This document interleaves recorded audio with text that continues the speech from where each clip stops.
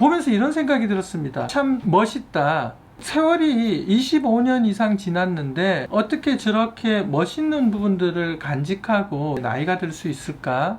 여러분, 자연스러운 아름다움, 자연스러운 나이듦, 그게 아름다운 것입니다. 안녕하세요, 피부지 김 이상준입니다.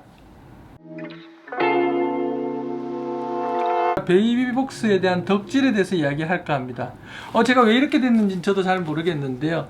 사실 작년 말에 방송에서 나왔다는 베이비복스 완전체 공연을 우연히 최근에 보게 되었는데요. 다시 25년 전으로 소환이 되어서 그때 했던 공연들 통해서 그분들을 보게 되는데요. 여러분들도 많이 아시는 개덕 처음 히트를 크게 친 공연이죠. 그 다음에 킬러, 북한에 가서 공연한 우연, 그리고 그 이후에 Y라든가 인형 나 어떻게 같은 노래들, 지금 봐도 주옥이지 않습니까? 김희지 씨 같은 경우에는 애기 엄마가 되었고, 이진님 같은 경우에는 카페를 하고 계시다고 들었고, 심희진 씨 같은 경우는 뮤지컬이나 다양한 활동들을 하고 계시고, 한미연 씨 같은 경우에는 대학 교수를 하고 있고, 윤은혜 씨 같은 경우에는 지금도 연기 활동을 하고 계십니다. 이분들의 특징은 세월이 흘러가는 동안 인위적인 시술이라든가 이런 것보다는 훨씬 자연스러운 에이징의 과정들을 보여주고 있는데요. 보면서 이런 생각이 들었습니다. 참 멋있다. 세월이 25년 이상 지났는데 어떻게 저렇게 멋있는 부분들을 간직하고 이렇게 나이가 들 수 있을까? 무엇이 그분들의 아름다움이나 멋짐에 영향을 주고 앞으로도 어떻게 관리를 하면 좋을까?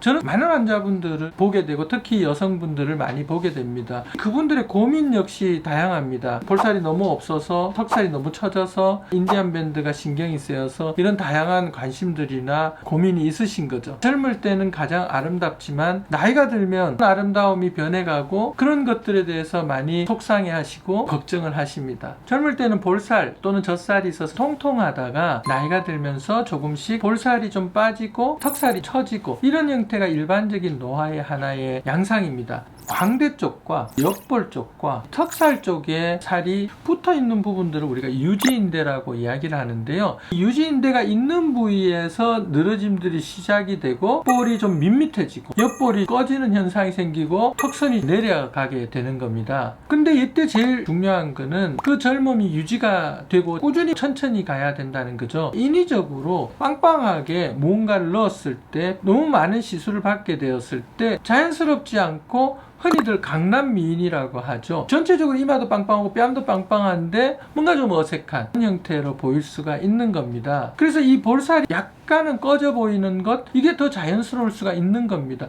너무 심하게 퀭한 거가 아니면 꺼짐 속을 다시 채워주는 과정이 있어서 더 자연스럽게 변해갈 수 있는 겁니다. 자연스러운 것이라는 거는 내 또래보다 더 어려 보이고 젊어 보이는 거지, 나의 20년 전, 30년 전의 모습을 만들려고 하다 보면 오히려 문제가 생길 수가 있는 거죠.